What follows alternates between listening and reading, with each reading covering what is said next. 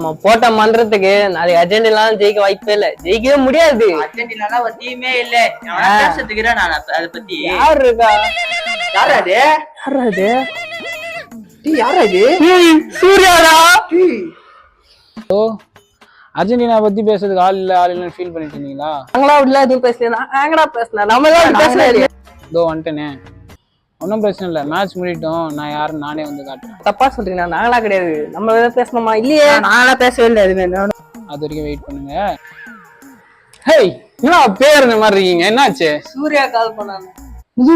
சூர்யா கால் பண்ணானா? ஆமா. நான் தான் அப்பவே சொன்ன மந்திரம்லாம் போடாதீங்கடா, அப்பவே சொன்னேன் கேட்டீங்களா? அவன் வேற ஒரு மாதிரி கோவக்கார கடிச்சு வச்சிருவான்னு அவனுக்கே சொன்னேன். எப்படி தெரிஞ்சதுன்னே தெரியல வேற அவனுக்கு. ஏய், அவனுக்கு எல்லா சைட்லயும் ஆளுங்க இருக்காங்க. அதான் நான் சொல்றேன் உங்ககிட்ட, அதெல்லாம் பண்ணாதீங்கடான்னு.